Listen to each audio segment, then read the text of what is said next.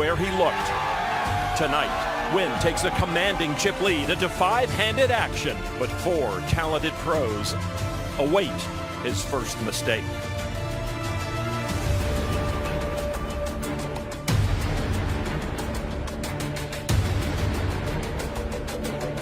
November is coming.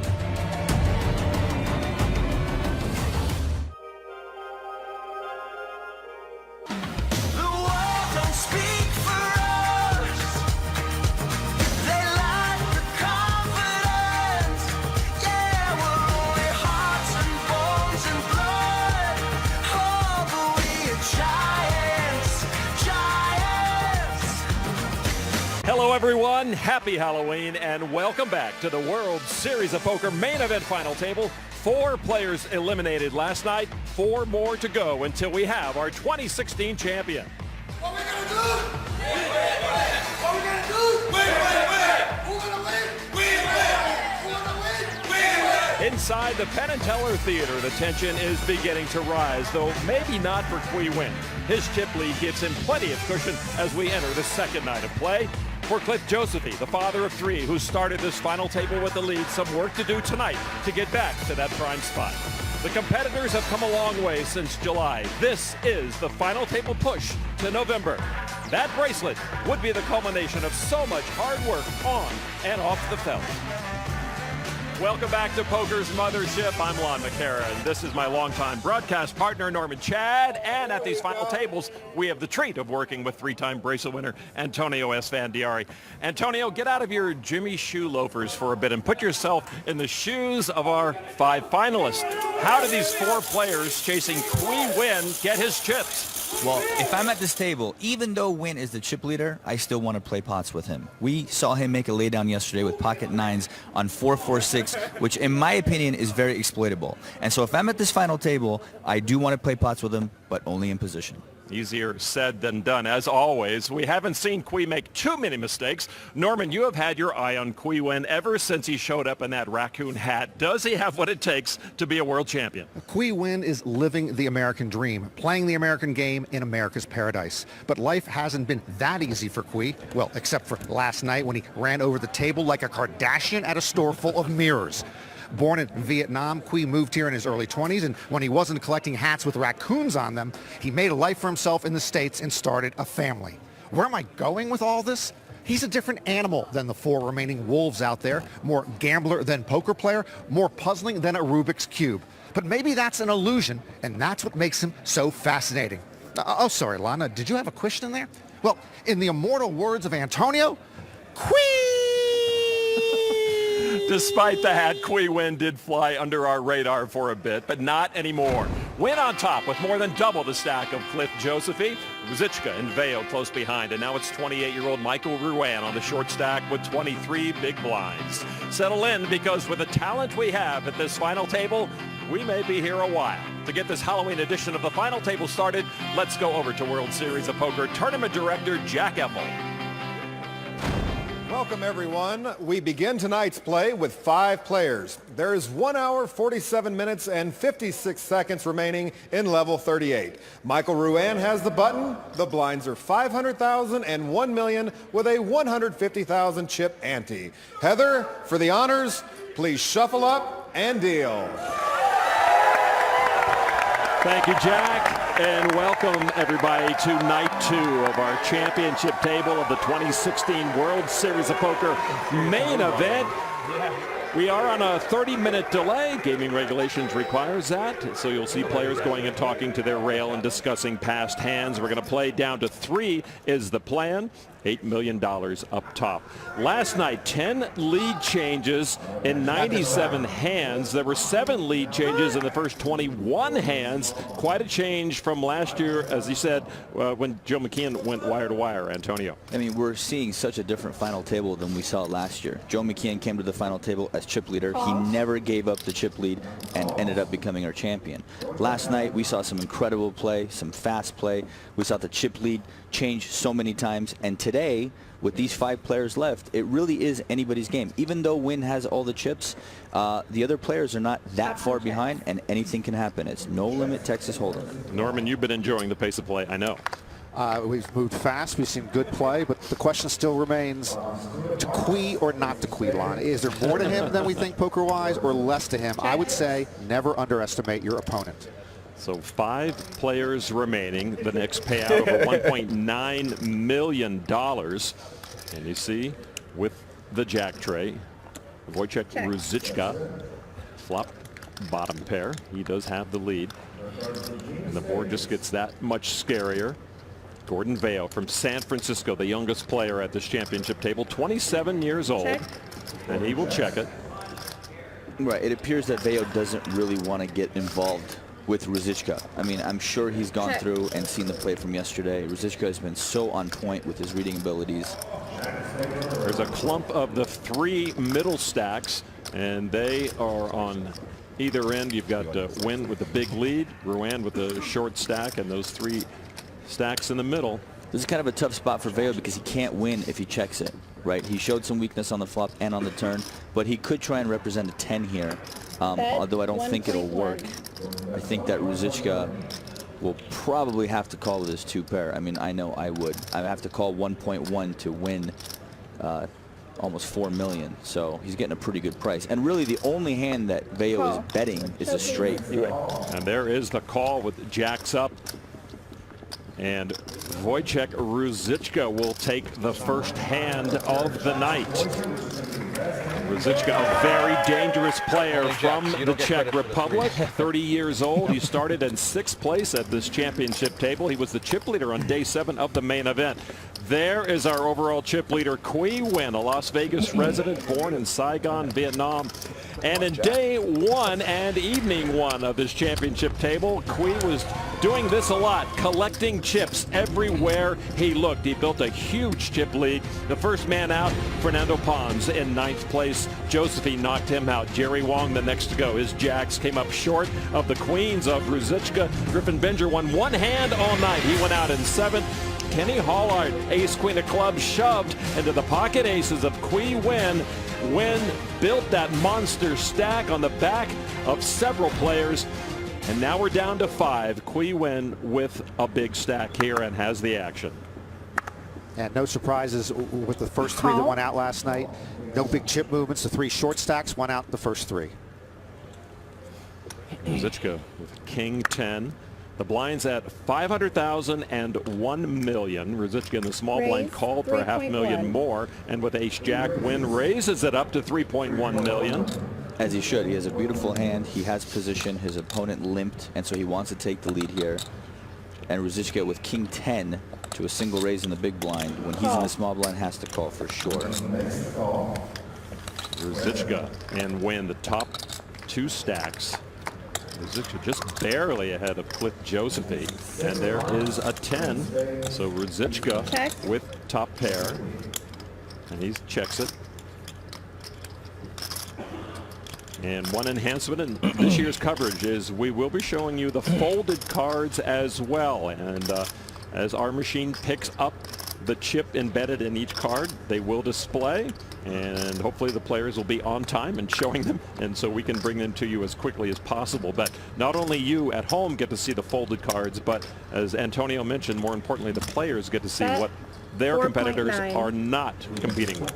Right. And you know, when you know the cards that your opponents are not playing, it's a lot of information that should be used moving forward. And so I'm sure you'll see a lot of the players going to the rail and getting information on what people are playing and also what people are folding. It's, you know, poker is an information game, and the more information you have, the more you can use it to your advantage. And Win getting busy with that big stack, that 4.9 million.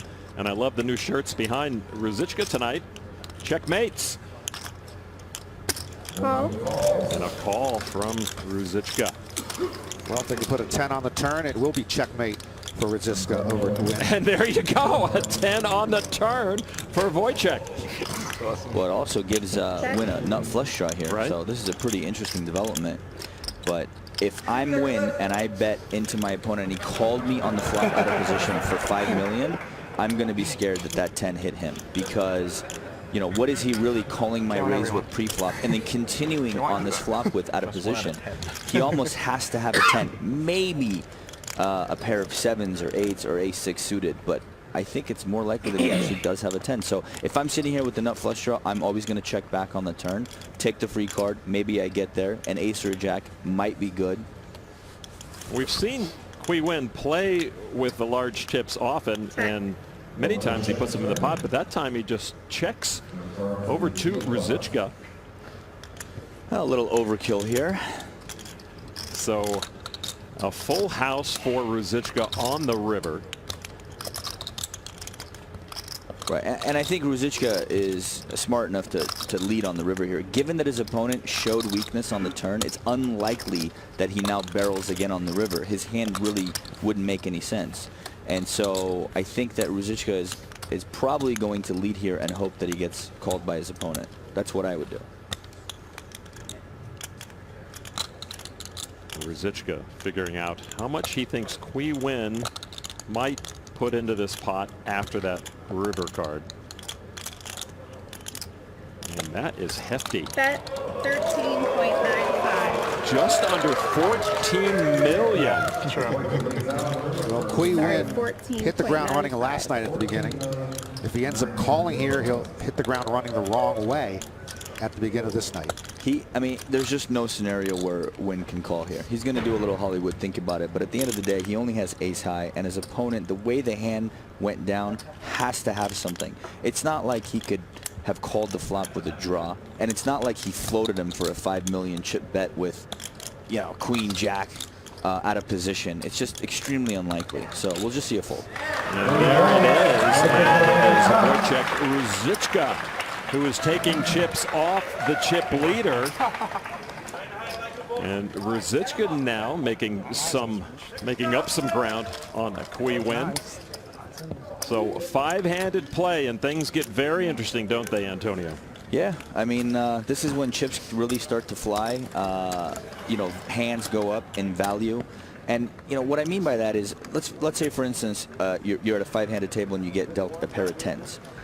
There's only a 7.5% chance that someone else wakes up with a bigger pair. Whereas if you're a 9-handed table and you get a pair of 10s, there's almost a 15% chance that somebody wakes up with a bigger pair, jacks, queens, kings, or aces. So, you know, the chances of that happening go down by 50%. So picking up big hands, chips will definitely be going in with them more than if there's more players at the table. So with the dynamic of a very big stack, pretty much a very short stack, 23 big blinds for Ruan, and then you got that clump of 3 in the middle. Psychologically, where and how does that play out? You know, it really it's player dependent. A guy like Cliff Josephy, you know, I don't think he really cares about the pay jumps. I think he's playing to win. And someone else, maybe like a Ruan or Win, this is a lot of money for them. And so I think that they're very conscious and aware of how much these pay jumps are. They're very significant. You're talking about millions of dollars. And so those decisions do go into effect. Check. You see Win with bottom pair as the advantage. Another ace, another club on the turn.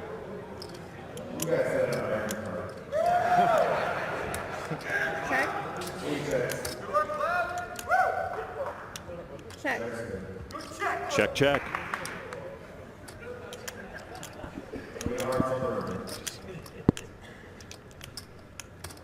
Check.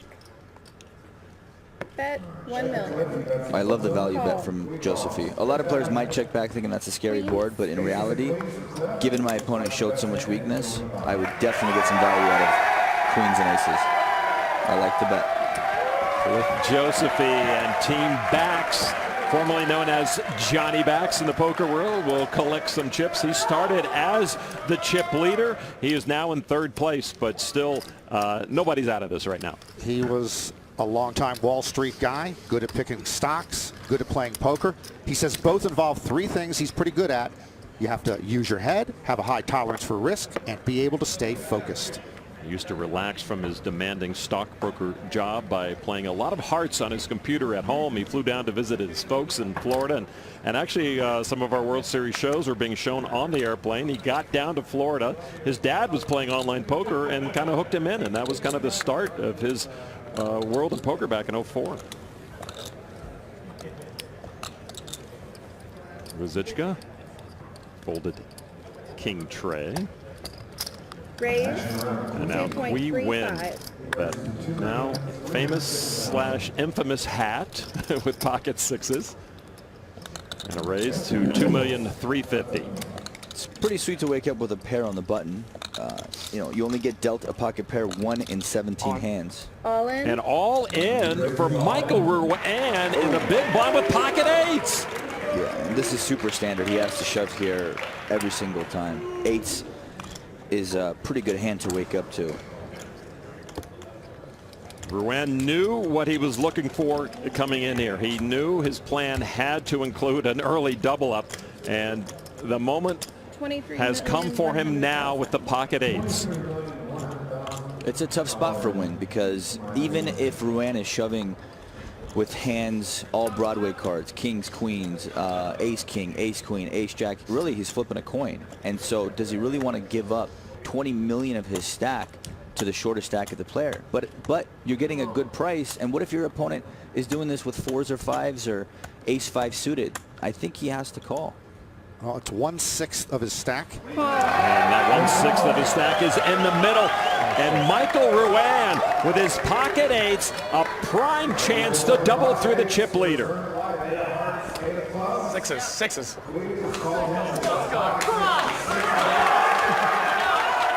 Just a mixed calculation on Wynn's part, or is it just the math that he had to call? No, I mean, you know, I don't know exactly what the math is in this spot, but I think that if you plug in all the hands that Ruane is shoving with, that would be called his shoving range. And how your hand pocket sixes plays against Ruane's shoving range of hands, I think that you'll probably find that this is probably a call given the price that you're getting. Well, Michael Ruane has him crushed right here. And if he can double up, this will really level the playing field of this 5-handed final table. Michael Ruane, a 4-to-1 favorite right now to double through Qui Win. And here is the flop. No 6 in there, so Ruane is still good. Michael Ruane left with the short stack after he gave away a bunch of chips to Qui Win towards the end of last night, a hand I'm sure he wants to get back. Left him with just 20+ big blinds, but now in great position to get right back into business. Qui Win still, though, has a chance to win this pot, become a super dominating stack, and get us to 4-handed if he can get lucky on the turn or river. Turn card. Queen of clubs. Ruane's 8 still standing strong. Do we make a deal with Ruane? If he fades the river, he has to cut his hair just a little bit. If he went out there right now, he would take that deal. I think he would. No Even doubt. as a 19-to-1 favorite. Only 2 outs for Qui Win to knock out Michael Ruane. Michael Ruane has to dodge a 6 on the river. The river card, another face card, the King of Hearts, and Michael Ruane came in with a plan, and plan A executed perfectly. His pocket 8s doubling through the 6s of the chip leader, Qui Win. And the most emotion we have seen from the 28-year-old at this final table. Ruane sits now with almost 47.5 million chips. Win drops below $1 million at 97 million. Qui Win tried to put a death grip on this championship table, but Michael Ruane had other plans. And boy, do we have a game. Stick around, back in a moment. Our team tonight once again includes Kara Scott, Daniel Negreanu, and Phil Hellmuth. Let's check in with them right now. Thanks, Lon. Happy Halloween, everyone. We just saw a huge hand there. Michael Ruane doubling up with pocket 8s against Qui Win's pocket 6s. Pretty incredible. Also, I see we have 3 pumpkins down there. I know that Phil requested we do the 3 faces of Hellmuth, but they decided to give us each one. So, that's good. It's fair that way. But back to that big hand. We did not start off slow here. Talk to me about, is that a standard move in that spot, Daniel? Depends who you're asking, and Right. since you're Yeah. asking me, I'm going to say if I'm Kui Win in this spot with Yeah. the chip lead that I have and the dynamic that's set up at the table being so far in front, this is not a spot I would take a risk with. Okay. It's just far too many chips. He's got 20 big blinds. If I'm looking at a 12 to 15 big blind raise, sure, maybe I'll take the chance. But for 20, I think it's just a little bit too much. I would bide my time and know that because I'm chip leader, I can chip away at these guys little by little and not take big risks with marginal hands like sixes. Okay, Phil, what do you think? Preserve, preserve, preserve. You're sitting on a massive chip lead. The most important thing tonight is to make it down to the final two and come back tomorrow. You have to preserve that chip lead. And you just can't be getting it in there, recklessly calling off, and I believe it was more than 20 big blinds, recklessly calling off all that money with sixes. Hate, hate, hate that call. Okay, well, as I said, it is going really fast so far. Let's take a look at how fast it went yesterday. Not only did we lose 4 players, but the pace of play itself was really, really fast. Those numbers that you're seeing right there, that's the decision time pre-flop and post-flop per decision. So 13 seconds for Gordon Veo on the flop, the turn, and the river. Now, if you take a look at the bottom, Ofer Zvi Stern had a 34-37, and that's just to show you the massive difference in the pace of play that we've been looking at. It's so much faster, right? No, this is fantastic. I don't think on the first night we had even one 3-minute tank. Every player is taking a little bit of time to, make a decision. Obviously, this is the grandest stage in poker. You don't want to do something stupid and go, oops, wish I would have thought about it. But they're all being super respectful of each other, the time, the game itself, and I'm so thankful to see this. I know Phil agrees with me on this one. Hopefully this is a trend that we see going forward, especially with televised final tables. Okay, well, actually, we're gonna ask you guys very quickly. We need to get back to play, but a thought on one player to watch for the evening, Phil. Well, I mean, I think Josephy, I'm going to stick with my prediction and say he's going to make the final 2 players. Listen, he has a very good patient game. And folks, ABC poker is not a bad way to play with a few moves because when you're predictable, you can read what they're doing to you. That's what Josephy's done his whole career. That's what I expect from him the rest of the night. Okay, Daniel? Well, you know what? I think it's all about adjustments. Kui Win last night in several places. One, for example, he check raised with ace-9 and a king-queen-9 flop. That's not a standard line. He's a very unconventional player. So what homework did these guys do last night? What are they going to do to combat this sort of unorthodox style of Kui Win? And what is he going to do with this chip lead? Is he going to continue to take risks like he did with the sixes? Or is he going to, clamp down, play a little more small ball, throw more jabs? Okay, well, play is about to get underway again. There's more for you right back here.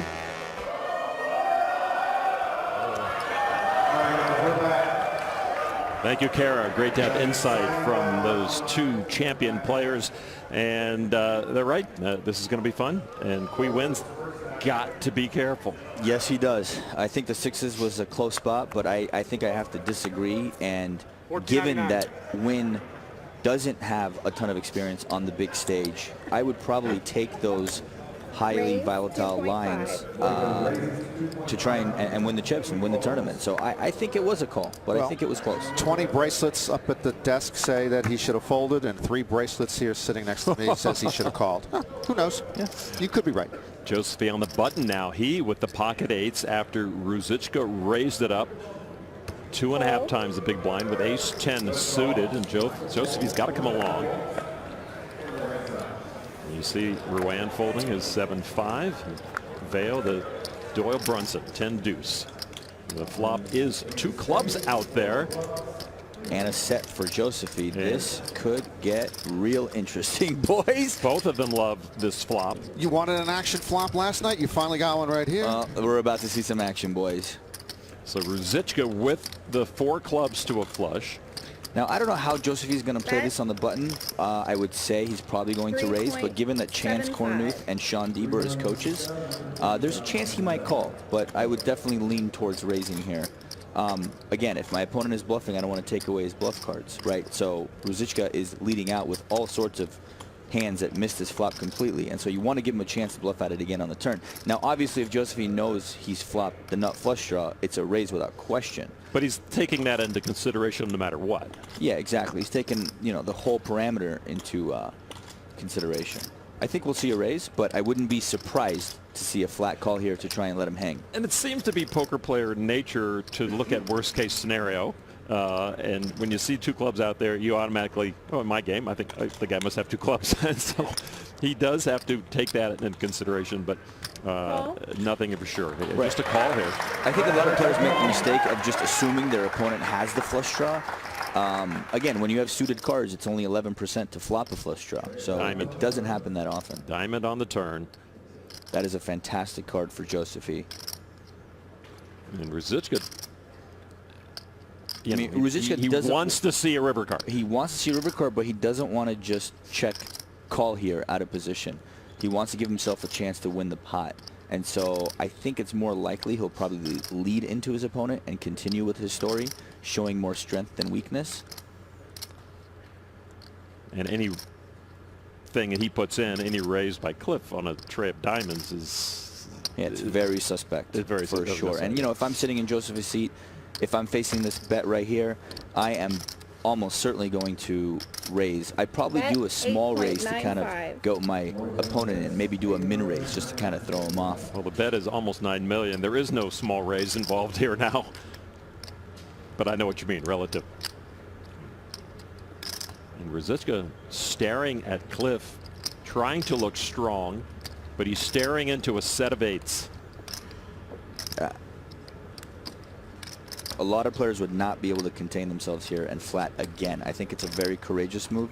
I don't think it's one that Josephy will make, but again, given his coaches, Chance and Shaun Deeb, I wouldn't be shocked, but I think that most players in his shoes would definitely put in a little raise here. This is a situation Cliff was hoping to find himself in last night. He's thinking maybe night 2 will be different. He did comment last night upon a fold. He says, when am I going to hit a flop?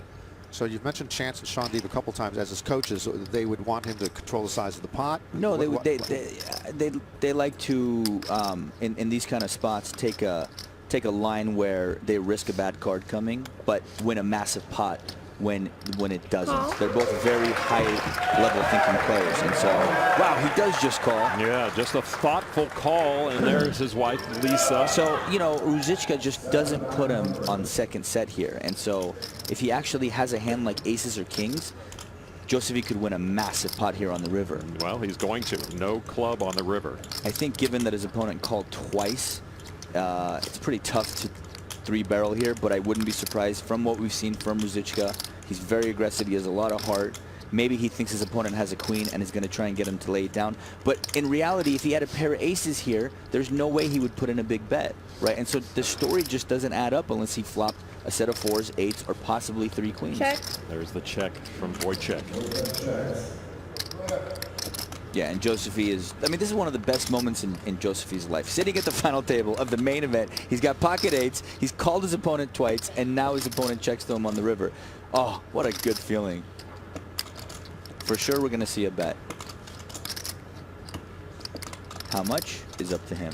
If I'm in his spot, I might try and make it look like I missed clubs, maybe hoping my opponent has an overpair and will pay me off.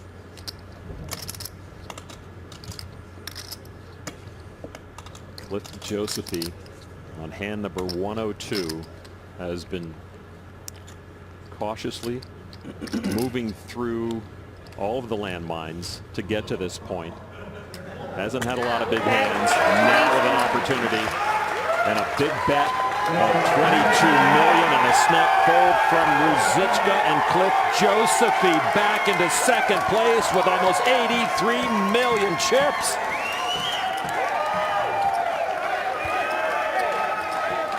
Cliff Josephy from Muttontown, New York, a village in the town of Oyster Bay. Former sheep pastures out there, but Cliff is moving up big time here on the leaderboard. Just what he wanted, Norman.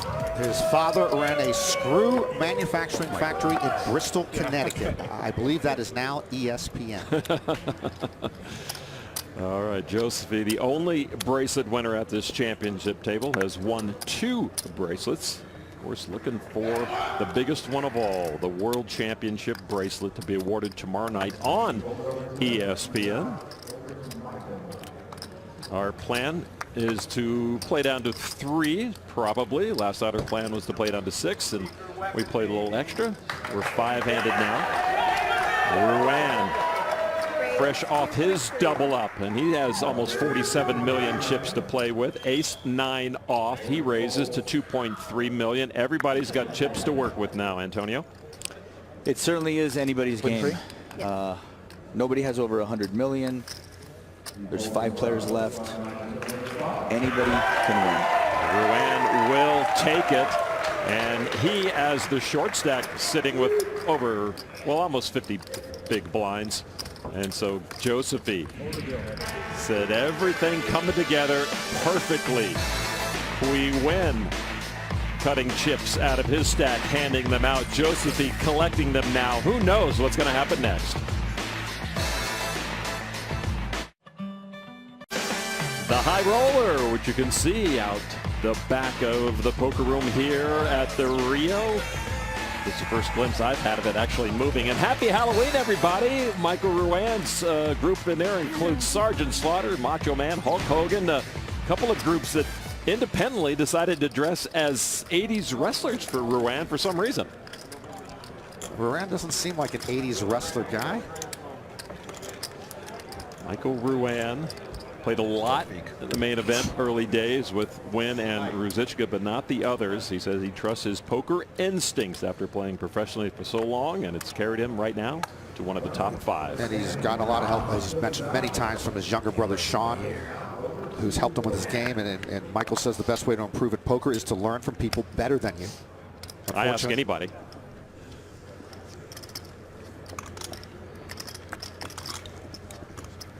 Veo with pocket 8s seems to be the hand of the evening. 2.3. 2.3 million from Veo. Ruzicka looked down at Ace King. Oh, we're about to see some action, boys.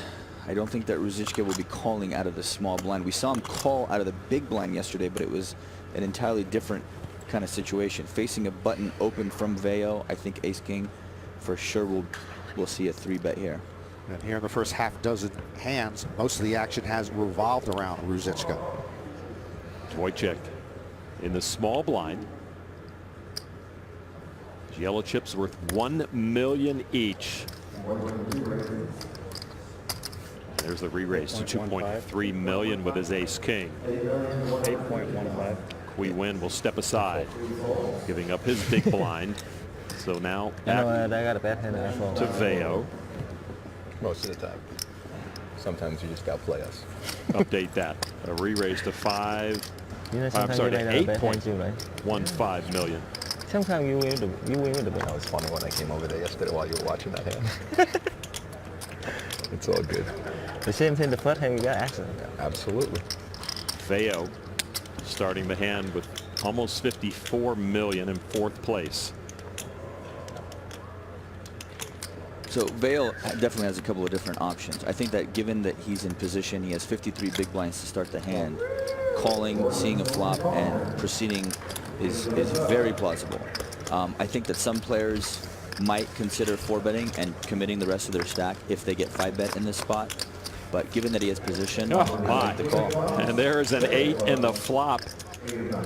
Wow, it's pretty unfortunate for Ruzicka to run into 2 sets of 8s in a row. And he does not have the nut flush draw here as he did against Cliff Josephy. But he does have 2 overs. Each time he has had a big ace. And this time his Ace King even in worse shape against the set of 8s than he was against Josephy. Ruzicka with that yellow border around his name indicating he has the action. And you also see the 2%. And you also see him committing more chips. Those 2%, 6.15. Antonio, but it was probably 90% that he would continue there. Yeah, I mean, if you're the pre-flop aggressor, you should almost always be the flop aggressor into your opponent, just because it's unlikely that their opponent connected with the flop. Let's just say, for instance, Veo had a pair of 7s, and the flop comes Queen 8-3, and now he's facing a bet from Ruzicka. Does he love his hand? No, absolutely not, because he knows there's a very good chance that Ruzicka might fire a second barrel into him on the turn. And so, you know, obviously it's very fortunate for him that he's flopped a set here, and there's not really that many cards he's worried about. First of all, he has a club in his hand, right? And so a club isn't the end of the world. So I think calling is for sure right here, just in case my opponent's bluffing. I don't want to take away his bluff. Deja vu for Ruzicka right here, as Veo just calls. I love the way he's played so far. 7 of hearts. That's quite the blank where I'm from, gentlemen. Now, Ruzicka's not worried about pocket queens, right? Because if Veo had pocket queens, it's almost certain that he would have re-raised him pre-flop, right? So pocket 3s, pocket 8s are going through his mind. All club draws are going through his mind. And maybe hands like ace 8 suited or king queen, maybe a pair of 9s, maybe a pair of 10s. So Ruzicka is thinking about all the hands that he can get Veo to fold if he was to bet again here on the turn. Gordon Veo, who started this championship table in 3rd place with almost 50 million chips. Now, I know when I lose a pot, I get a little frustrated. I tend to play a little bit more aggressive on the next pot. And so this could be one of those situations where Ruzicka just tries to get Veo off of a 1-pair hand. Obviously, he has no idea that his opponent has flopped second set here. You know, it's pretty hard to flop a set. It only happens, first of all, you have to have a pocket pair to start, which is 1 in 17. And then once you have that task completed, you now have a 1 in 8.5 chance, 1 out of 8.5 times that you actually do flop your set. So it's pretty hard to make these kind of hands. Music to Veo's ears. 11.4 million committed by Ruzicka. And this pot is playing out exactly the same way that Ruzicka's pot against Cliff Josephy did.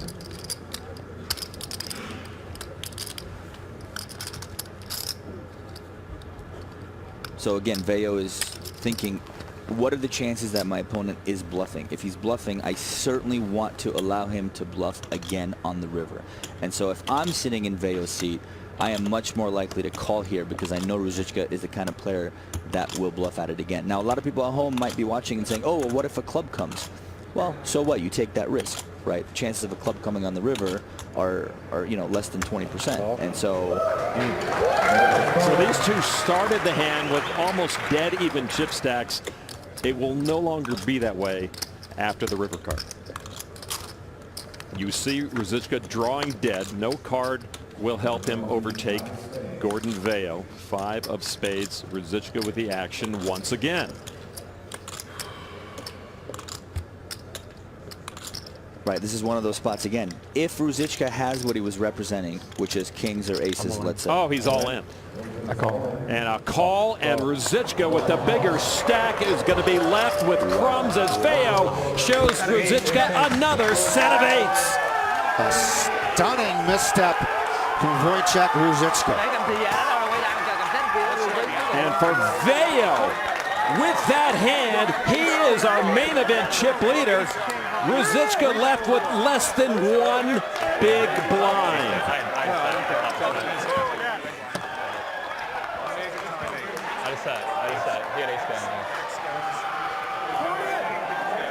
Antonio, that all in. Whew, I mean, that takes a lot of heart. You know, but I don't really know what he was trying to represent there is the problem with that bet. If you have a hand like aces or kings and there was 2 clubs and the draw didn't get there, you're much more likely to check and call a bet on the river. Maybe he put his opponent on king queen and just try to represent the aces or kings. Well, Gordon Veo is so confident in his hand. I mean, that was a snap call on the all-in for all of his chips, and he just knew he had it. I mean, you're just never folding a set of 8s there. The way it played out, you're not worried about 4-6 or 6-9. And if your opponent has a set of queens, more power to him. I think Veo played the hand great. And Ruzicka is left dazed and confused, just the way Gordon Veo felt when Veo's ace-king overcame the aces as we led up to the November 9. And Ruzicka just cannot believe the haymakers coming at